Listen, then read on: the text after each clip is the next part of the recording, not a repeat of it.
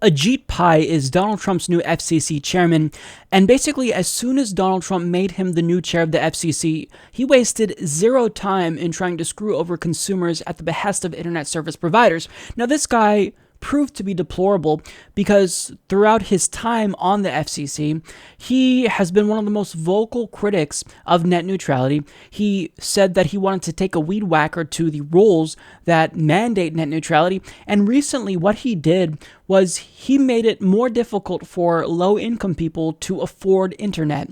So this guy is just an asshole, and once he became the chair, he received a ton of backlash because everyone knows his true intentions. He wants to screw everything up, and he's doing that pretty quickly.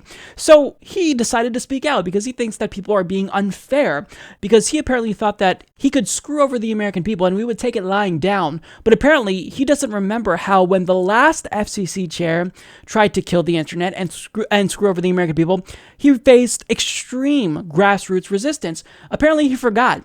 Well, let me remind you, Ajit Pai, screw us over and there will be hell to pay. We will protest you every single day and call the FCC every single day. So let's talk about the story here. So Vice News explains, thanks to a series of moves set to weaken net neutrality, reduce regulation of phone carriers, and alter a program meant to subsidize internet and phone access for low-income consumers, Pai, a former lawyer for Verizon, is well on his way toward implementing the GOP's agenda. On Friday, the FCC said it would reverse an order put forth during the Obama administration to allow non-ISPs to participate in the Lifeline program. Only one of the companies, however, has already rolled out of the program. Established in 1985, Lifeline is a $2 billion subsidy that allows low-income families to shave $9.25 off their phone bill and broadband internet bills every month. Last year, the FCC expanded the program's terms to include ISPs that provide only broadband internet, in addition to ISPs that also provide phone or bundled phone internet plans.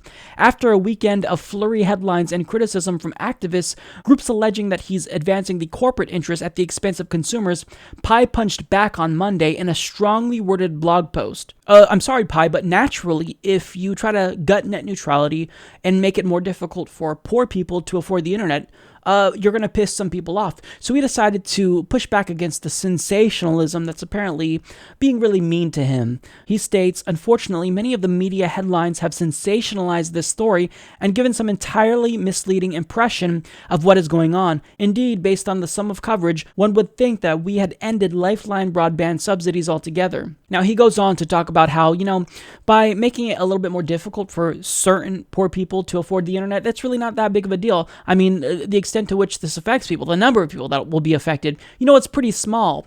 We don't care, and nobody believes you. It's still a shitty thing that you did. You made it more difficult for people to afford the internet. I mean, we get screwed over. We pay more for the internet than other countries, like Europe, for example. And that $9.25 is make or break for a family that is living paycheck to paycheck. So what you did was really shitty. I don't care if it affected 10 people. You did something really shitty, and we're watching you. We know that you want to destroy net neutrality because you've stated that you want to destroy net neutrality. And look, if you go to the Humanist Report website, there's a bunch of resources for you to speak out against Pai's corruption, and you can actually submit a complaint to the FCC demanding that he reinstate the Lifeline subsidy, that he protects the internet and keeps the internet free and open for everyone, and not just something that the corporations can take over.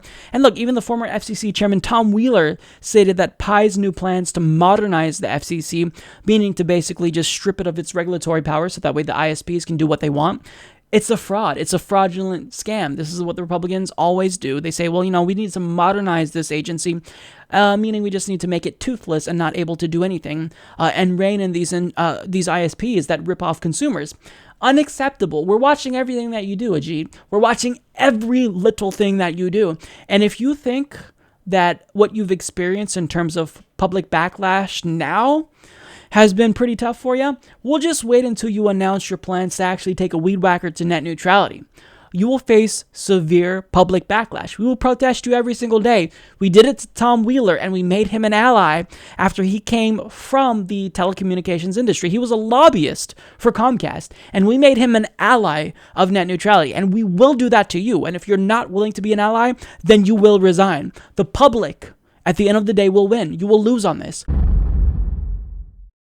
Support this podcast by joining the independent progressive media revolution today at humanistreport.com.